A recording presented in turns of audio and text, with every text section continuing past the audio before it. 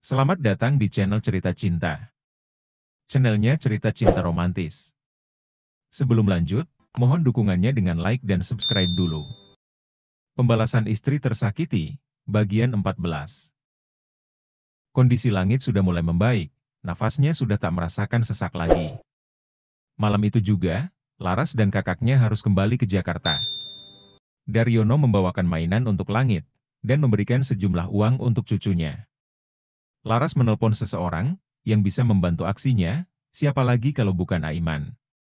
Dengan senang hati, Aiman membantu Laras. Dia langsung menghubungi beberapa rekan bisnisnya, untuk menawarkan rumah Tuti. Tinggal tunggu hasilnya. Laras menyeringai, dia tidak sabar melihat orang-orang zalim itu menyesal. Laras menatap langit, yang tengah terlelap di pangkuannya. Diusapnya wajah damai sang putra, dengan lembut dan penuh kasih sayang.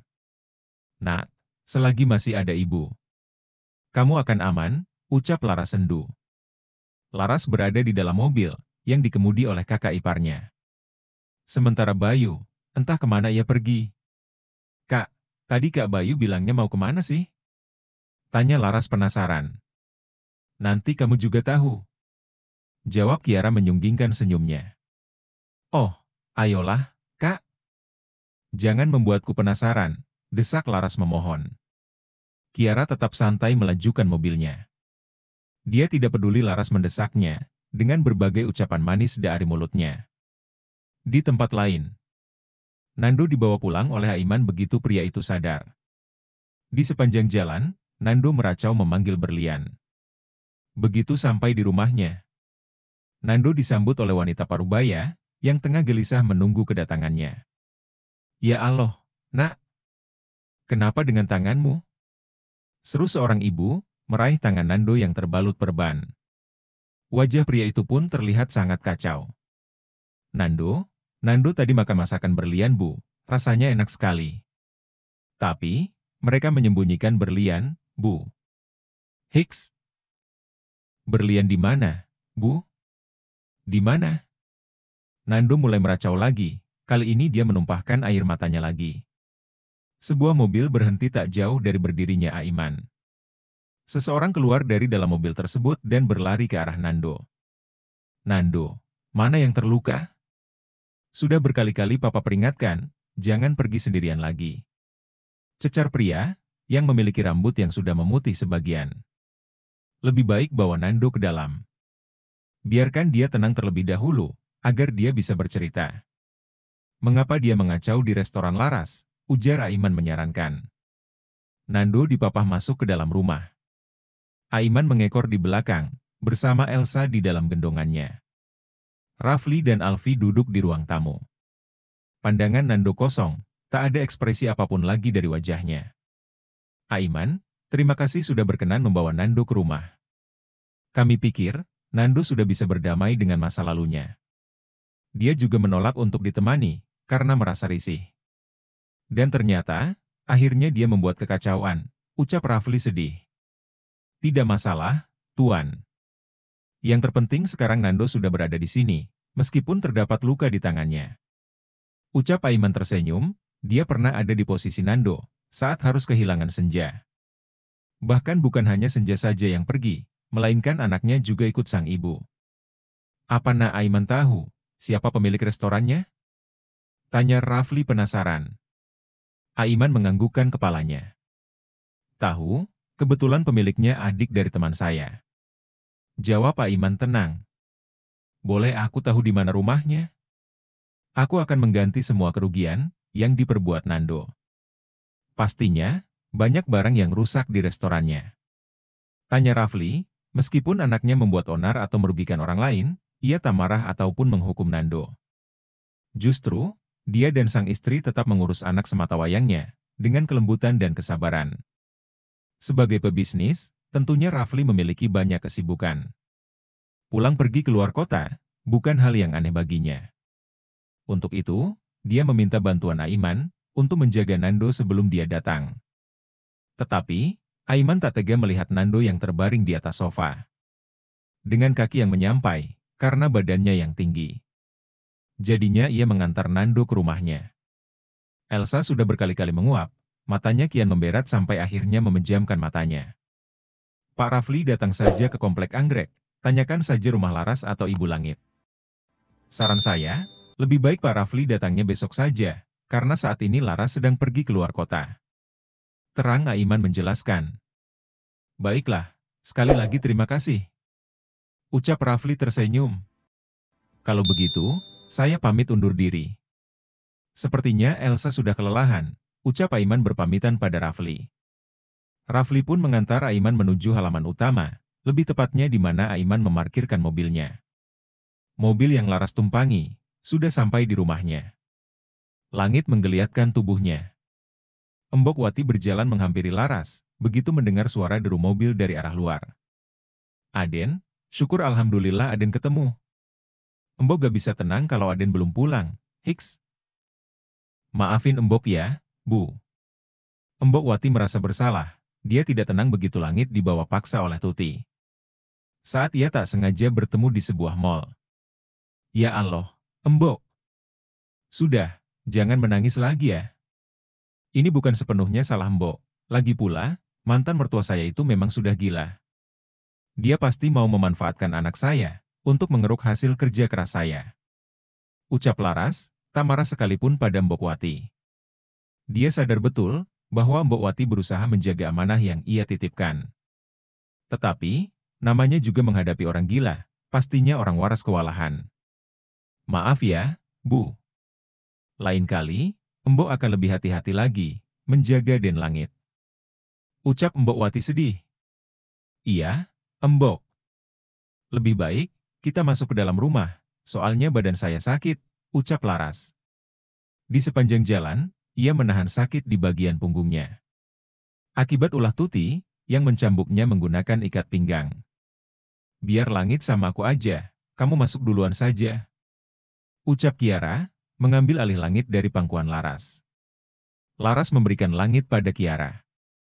Dia meringis memegangi bahunya, yang ikut tercambuk. Embok Wati membantu Laras, berjalan ke dalam rumah.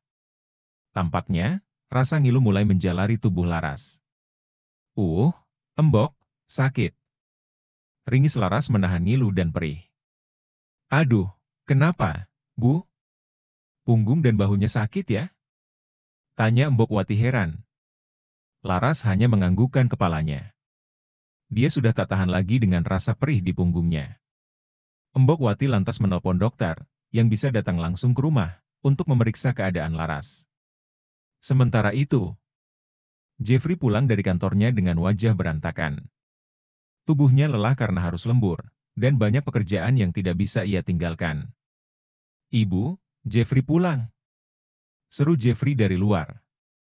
Tidak ada jawaban dari ibunya, mungkin sedang di kamar pikir Jeffrey. Dia berjalan menuju arah ruang tamu, Jeffrey menjatuhkan bobotnya di atas sofa. Sejenak Jeffrey memejamkan matanya. Bayangan wajah Langit dan Laras seperti sebuah film, yang berputar di dalam benaknya. Senyum manis anak dan istrinya di dalam kesederhanaan, yang selalu menyambutnya dengan ceria. Jeffrey akui, Laras adalah wanita baik yang tak pernah mengeluh, dalam mengurus Langit begitupun dirinya. Namun sekarang tidak lagi.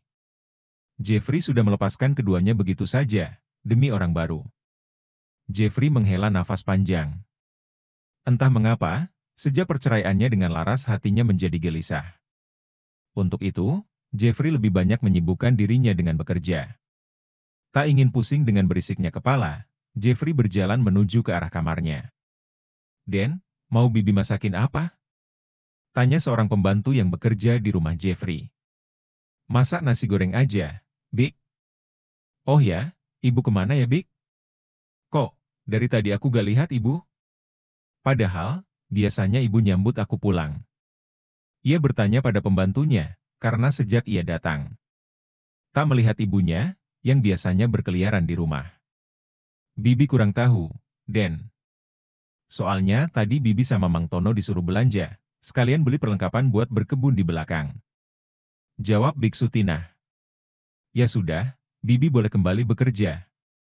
Ucap Jeffrey, sambil melanjutkan langkahnya. Badannya sudah terasa lengket dan juga pegal. Saat Tuti pergi ke Jakarta, dia sendirian tanpa memberitahu pada Jeffrey.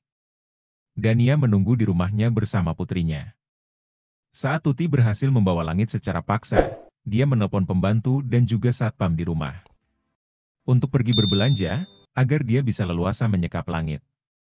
Tuti takutnya, pembantu dan penjaganya buka mulut pada Jeffrey. Walau bagaimanapun, Langit tetaplah darah daging Jeffrey. Yang pastinya tidak akan setuju dengan aksi yang dilakukannya. Kondisi rumah rapi tidak seberantakan sebelumnya, sehingga Jeffrey tidak mencurigai apapun. Sehabis membersihkan tubuhnya, Jeffrey keluar dari dalam kamarnya dan menyantap masakan yang sudah disediakan pembantunya. Selesai menyantap makanan, Jeffrey keluar membawa secangkir kopi untuk ngadem. Lagi enak-enaknya, ngopi sambil ngudut. Salah seorang tetangganya berjalan menghampiri Jeffrey. Beliau terlihat marah diikuti oleh ibu-ibu lainnya. "Hei, Pak Jeffrey. Jangan mentang-mentang kalian kaya, kalian bisa seenaknya menculik anak kecil dan menyekapnya," seru ibu-ibu bertubuh gempal. "Iya, kami dengar dari warga yang lain, Pak Jeffrey ini udah cerai sama istrinya." "Pak, saya seorang ibu. Saya gak terima kalau ibu Anda menyiksa anak kecil," seru ibu berambut pirang. Kening Jeffrey mengernyit, dia tidak paham sama sekali apa yang dibicarakan oleh ibu-ibu yang datang menodongnya dengan berbagai tuduhan. "Hei, ibu-ibu. Kalian ini kenapa sih? Saya tuh baru juga pulang kerja. Kalau gak ada kepentingan lagi, mending pada bubar aja deh. Ngomong gak jelas, bikin pusing aja." Sword Jeffrey berdiri berkacak pinggang, dengan sebelah tangannya memegang udut, yang masih mengeluarkan asapnya. "Kami lihat Bu Yuti sama tunangan kamu dibawa ke kantor polisi," kata Pak RT.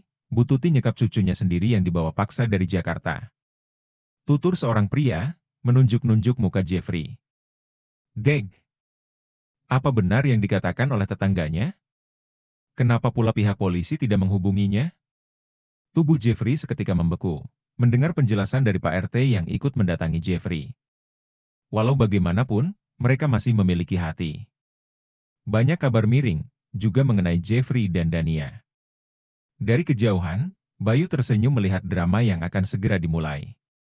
Jika Laras mendapatkan hinaan, bahkan saat datang ke acara tunangan Jeffrey, dia diusir dan difitnah oleh Dania dan juga Tuti. Tak sedikit warga yang datang, pun ikut menilai buruk Laras. Maka saat ini, Bayu akan memberikan hal yang sama pula, sebagai balasannya. "Pak Jeffrey, saya sebagai ketua RT di sini memperingatkan. Jika Anda masih melakukan hubungan nikmat dengan wanita yang bukan mahram, maka kami tidak segan-segan mengusir Anda sekeluarga. Kami tidak mau tempat kami dijadikan tempat berzina," tegas Pak RT lantang. "Jangan sok suci, Pak. Banyak juga tuh yang udah nabung duluan. Kenapa gak diusir juga? Malahan bisa ngelahirin anaknya sampai gede. Gak adil dong. Sebagai pemimpin tuh harusnya adil, jangan berat sebelah. Kenapa sekarang dipermasalahkan?" Jeffrey tak terima. Enak saja dia mau diusir dari tempat tinggalnya, sudah cukup ia dipermalukan di tempat tinggal Laras dulu. Jeffrey pun beradu mulut dengan kaum ibu-ibu yang tidak terima kampungnya dijadikan tempat enak-enak. Sebagian lagi tidak terima, karena Tuti menyekap Langit. Para warga pergi setelah salah seorang pria datang melerainya, melihat siapa yang datang membuat nyali Jeffrey menciut. "Papa kecewa sama kamu. Sebagai laki-laki, di mana tanggung jawab kamu sebagai seorang ayah, hah? Kamu tahu, Langit tadi dibawa ke rumah sakit, tempat papa bekerja. Dia mengeluhkan dadanya sakit, gara-gara ibumu dan juga tunanganmu yang durjana itu. Kalau sampai terjadi sesuatu pada cucuku, maka bersiaplah kau menghadapi kematian di tanganku." Daryono berniat mengunjungi Jeffrey, dan bertanya dengan baik-baik padanya. Dia juga tidak mungkin membiarkan Tuti berlaku lebih jauh lagi pada cucu kesayangannya. "Pak." Jeffrey gak tahu apa-apa. Mereka tiba-tiba datang menodong Jeffrey, yang masalahnya pun Jeffrey gak tahu. Si Larasnya aja, gak becus jaga anak. Seharusnya dia biarin aja Langit dibawa ke sini, toh ibu juga neneknya. Ucap Jeffrey menyangkal. "Dasar bodoh. Kalau ibumu memintanya dengan baik, Laras pun tidak akan menghalanginya. Ia pasti berpikir seperti apa yang kamu pikirkan. Buka matamu. Buka juga pemikiran kamu, Jeffrey. Tuti menculik anakmu dan menyekapnya. Di mana hati nurani kamu, yang malah membenarkan apa yang Tuti lakukan? Hah? Bicara denganmu, sama saja dengan membunuhku secara perlahan. Daryono semakin dibuat murka, di mana anaknya malah menyalahkan Laras. Ingin sekali dia meninju wajah Jeffrey, yang malah dengan santainya mengepulkan asap dari mulutnya. Lebih baik kau cek CCTV, lalu temui dua wanita jahat itu di kantor polisi. Ucap Daryono, kemudian berbalik meninggalkan Jeffrey sendirian. Bayu semakin tersenyum lebar, melihat kedatangan Daryono. Ini baru langkah awal, dia akan memberikan hal yang lebih mengejutkan lagi. Ayo, kita bermain. Seringai Bayu, dengan tangan bersih dekap. Bersambung.